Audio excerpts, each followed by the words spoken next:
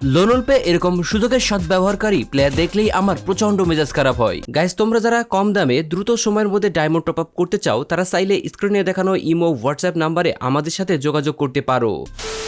দুপুরের দিকে লোনউলফ খেলতে গিয়ে আমি খেয়াল করলাম লোনউলফ ম্যাচের মধ্যেও আবার ডুও স্কিল মোড এসেছে। সাধারণত ডুও স্কিল মোড আমরা ক্লাস স্কোয়াডের মধ্যে দেখে থাকি, কিন্তু লোনউলফের মধ্যে দেখার কারণে ইচ্ছা হলো ডুও স্কিল মোড দিয়ে লোনউলফ খেলার। তাই ডুও স্কিল মোড সিলেক্ট করেই আমি লোনউলফ স্টার্ট করলাম।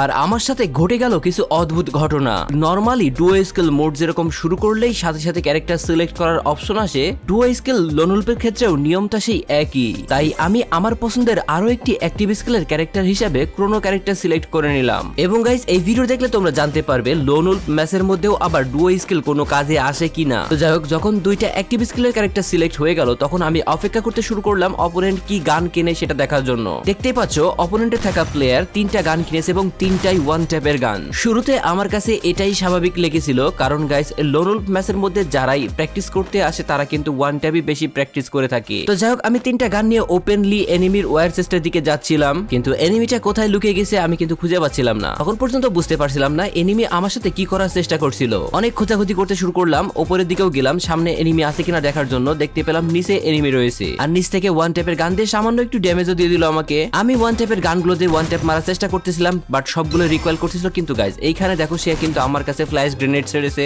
নিচের দিকে নেমেই আমি তাকে একটা ওয়ান ট্যাপ মেরে দিই। তার কাছে সোনিয়া থাকার কারণে কিছু সময় বেঁচে থাকলেও শেষ পর্যন্ত রক্ষা হয়নি। এনিমির এখানে একটা অদ্ভুত ব্যাপার হচ্ছে, ভাই তোর কাছে রয়েছে 2টা অ্যাক্টিভ স্কিলের ক্যারেক্টার, তার উপরে রয়েছে 3টা ওয়ান ট্যাপের গান। তুই চাইলেই আমার সাথে ওয়ান ট্যাপ ফাইট নিতে পারতিস, কিন্তু এরকম ভাবে ফ্ল্যাশ গ্রেনেড মারা তো কোনো মানেই হয় না, তাই না? তো যাই হোক গাইস, দেখতে পাচ্ছ সেকেন্ড রাউন্ডের খেলা শুরু হয়ে গেল, আর এই রাউন্ডেও আমার কাছে 3টা ওয়ান ট্যাপের গান রয়েছে এন্ড আমি তাকে ওয়ান ট্যাপ মারারই চেষ্টা করব। দ্বিতীয় রাউন্ডের খেলা শুরু হয়ে গেলেও আমি এনিমির মতলব বুঝতে পারছিলাম না সে কি করতে চাচ্ছিল। আসলে সে কিন্তু চাইলেই আমার সাথে সরাসরি ফাইট নিতে পারে এবং গাইস সে কিন্তু মোটামুটি ভালোই খেলে বলে আমার ধারণা। তো যাই হোক, এখানে কিন্তু আমি M8087 দিয়ে তাকে অসাধারণভাবে একটা ওয়ান ট্যাপ মেরে দিই। এতটুকু পর্যন্ত সবকিছু ঠিকঠাকই ছিল, বাট পরবর্তী রাউন্ডে গিয়ে এই এনিমি যা করবে তা দেখার মতো, এবং আমি জানি তোমরা দেখলেও অবাক হয়ে যাবা। তো যাই হোক, পরবর্তী রাউন্ডের খেলা শুরু হয়ে গেল, আর এই রাউন্ডে গান কেনার দায়িত্ব পড়লো আমার কাছে। গান কেনার জন্য যখন সব আমার সামনে ওপেন হয়ে গেল তখন আমি বুঝে উঠতে পারছিলাম না আমি কোন গানটা কিনবো, কারণ প্রথম রাউন্ডেই এনিমি কিন্তু 3টা ওয়ান ট্যাপের গান কিনে পরবর্তী রাউন্ডে কেনার মতো কোনো ওয়ান ট্যাপের গান রাখেই নাই। আর তাই অনেক চিন্তা ভাবনা করে আমি এই রাউন্ডে UMP কিনে নিলাম এবং এনিমির সাথে ফাইট নেওয়ার চেষ্টা করলাম। বাট গাইস, তোমরা দেখতে পাচ্ছ এনিমি কি পরিমাণে যাতা দিয়ে শুরু করেছে আমার উপরে। শুরুতে ভেবেছিলাম ডুও স্কিল মোড রয়েছে, এখানে নিশ্চয়ই কোনো ভালো ভালো প্লেয়ার পড়বে, কিন্তু সেরকমটা আমি একদমই দেখলাম না। ডুও স্কিল মোড দিয়ে লোনউলফ খেলার এটাই প্রথম ম্যাচ ছিল আমার কাছে। তো যাই হোক, এখন পর্যন্ত আমি কিন্তু বেশ এনজয় করছিলাম। লোনউলফ ম্যাচের মধ্যে সবাই আসলেই প্রথমেই ওয়ান ট্যাপ প্র্যাকটিস করার চেষ্টা করে, এটাই স্বাভাবিক। আর এইখানে ডুও স্কিল মোড দেওয়ার কারণে আমার কাছে 2টা অ্যাক্টিভ স্কিলের ক্যারেক্টার থাকলেও বিশেষ কোনো সুবিধা পাচ্ছি বলে আমার কাছে তা মনে হচ্ছে না, কারণ গাইস এই লোনউলফ ম্যাচ খেললে আমাদের কোনো র্যাঙ্ক আপ হয় না বা কোনো বিশেষ রিওয়ার্ডও আমরা পাই না। এখানে আসলে শুধুমাত্র ওয়ান ট্যাপ প্র্যাকটিস নয়তোবা হেডশট প্র্যাকটিস করার জন্যই সকলে আসে। তো যাই হোক, বাকি কথা পরে বলছি। ছোট্ট এই গ্রাউন্ড সম্পূর্ণ ঘুরে ফেললেও এনিমি খুঁজে পাচ্ছিলাম না। হঠাৎ করে দেখি এনিমি এখানে এসে শুয়ে আছে। সামান্য একটু ড্যামেজ দিয়ে আমি তাকে উঠিয়ে দিলাম এবং সে যখনই আমার সাথে ফাইট নেওয়ার চেষ্টা করলো তখনই আমি তাকে UMP দিয়ে হেডশট মেরে দিলাম এবং উড়াধুরা লোল দিতে শুরু করলাম, যাতে করে প্লেয়ারটা আমার উপরে রেগে যায় এবং ভালো মতো ফাইট নেওয়ার চেষ্টা করে। তো যাই হোক, আমি যেটা বলছিলাম লোনউলফ ম্যাচ খেললে আমাদের কোনো র্যাঙ্কও আপ হয় না, আবার কোনো বিশেষ রিওয়ার্ডও পাই না আমরা। আর তাই আমার অপিনিয়ন, এইখানে 2টা অ্যাক্টিভ স্কিলের ক্যারেক্টার না দিয়ে কোনো রকম অ্যাক্টিভ স্কিলের ক্যারেক্টার যাতে না থাকে সেই ব্যবস্থাই করা উচিত। তাহলেই আমি মনে করি এই লোনউলফ ম্যাচের মধ্যে আমরা এসে ভালো মতো প্র্যাকটিস করতে পারবো। তো যাই হোক, কিছু দূর আসার পরে যখন বুঝতে পারলাম এনিমি আমার সাথে টিম আপ করার চেষ্টা করতেছে, তখন আমি এনিমিকে হালকা হালকা ড্যামেজ দিয়ে বিভিন্নভাবে বোঝানোর চেষ্টা করলাম যে চান্দু, আমি এখানে এসেছি ম্যাচ খেলতে, তোমার সাথে টিম আপ করার জন্য আসি নাই। একটু একটু করে তাকে আমি অনেক ড্যামেজ দিয়ে ফেলেছি, বাট তারপরেও সে কিন্তু কোনোভাবেই বুঝতে পারছিল না। আর তাই আমার 2টা স্কিলের আরেকটা স্কিল আমি কিন্তু এখানে অপচয় করলাম এবং বিভিন্নভাবে বোঝানোর চেষ্টা করলাম যে আমি তোমার সাথে ফাইট নিতে আসছি। সে যখন জোনে এলিমিনেট হতে গেল তখন আমি তাকে ড্যামেজ দিয়ে নক করে দিয়ে উড়াধুরা লোল দিতে শুরু করলাম, যাতে সে আমার উপরে রেগে যায় এবং আমার সাথে ফাইট নেওয়ার চেষ্টা করে। আর আমার ধারণা হয়তোবা এই প্ল্যানটা কাজে দিলেও দিতে পারে, কারণ গাইস লোল ইমোট কেউই সহ্য করতে পারে না, তাই সে এবার আমার উপরে প্রতিশোধ নেওয়ার চেষ্টা করবে, এটাই স্বাভাবিক। কিন্তু আমি মনস্থির করেছি এই রাউন্ডে আমি প্রচুর পরিমাণে সুযোগ দিব তাকে, আর দেখার চেষ্টা করব সে আসলে কি করতে চায়। ওয়েল, দেখতেই পেলাম এই রাউন্ডের রাউন্ডের মধ্যে সে কিন্তু একটা MP40 কিনে নিয়েছে। বুঝতেই পারছি আমার উপরে এই রাউন্ডে MP40 যাতা চলবে। পাশাপাশি সে কিন্তু কিনে নিয়েছে নাইফ, এন্ড আমি এখানে নাইফ দিয়ে তাকে ড্যামেজ দেওয়ার চেষ্টা করতেছি।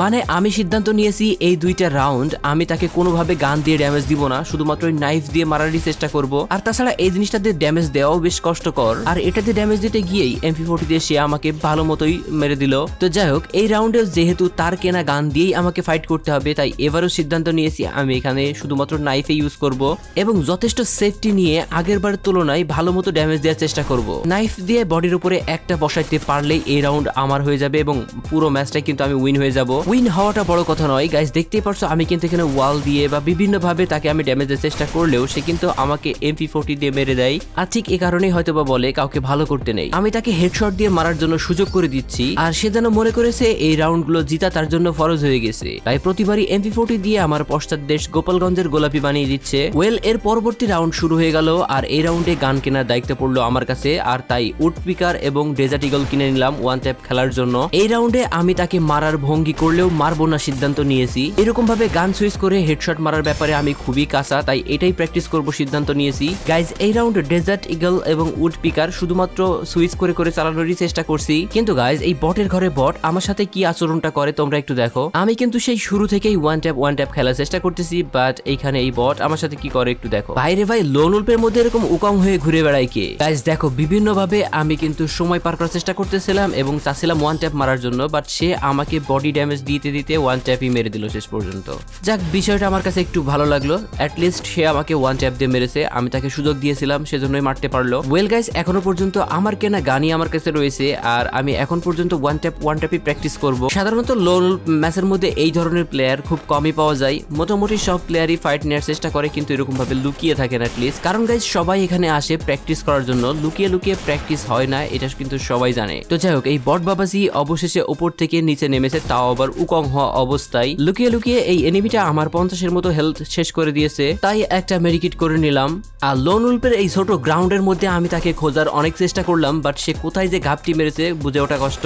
অবশেষে দেখতে পেলাম সে কন্টেনারের মধ্যে লুকিয়ে আছে এবং আমি তাকে ওয়ান ট্যাপ মারার চেষ্টা করতেছিলাম, কিন্তু কোনোভাবেই ওয়ান ট্যাপ লাগতেছিল না। হঠাৎ করে কি জানি হয়েছে, লাস্ট কিছুদিন আমার একদমই খেলা হচ্ছে না, না হলে এরকম ওয়ান ট্যাপ মারা আমার কাছে কোনো বিষয়ই ছিল না, কিন্তু হঠাৎ করে কেন জানি না ওয়ান ট্যাপ তো লাগা দূরের কথা, নর্মালি বডিও লাগতেছিল না ঠিক মতো। তো যাই হোক, অনেক মুভমেন্ট করতে করতে গান চেঞ্জ করতে করতে আমি কিন্তু তাকে একটা ওয়ান ট্যাপ মেরে দিই আর আবারও সোনিয়ার কবলে পড়ে সে, বাট অবশেষে আমি এই ম্যাচটাকে বুইয়া করে ফেলতে পারি। শুরুর দিকে এই এনিমিটা আমার সাথে টিম আপ করার চেষ্টা করেছিল, তাই ম্যাচ থেকে ব্যাক দিয়ে আমি কিন্তু তাকে ফ্রেন্ড রিকোয়েস্ট পাঠিয়ে দিই। তো যাই হোক, ভিডিওটা আজকের মতো এই পর্যন্তই। ভালো থাকবে সবাই, টাটা, গুড বাই, আল্লাহ হাফেজ।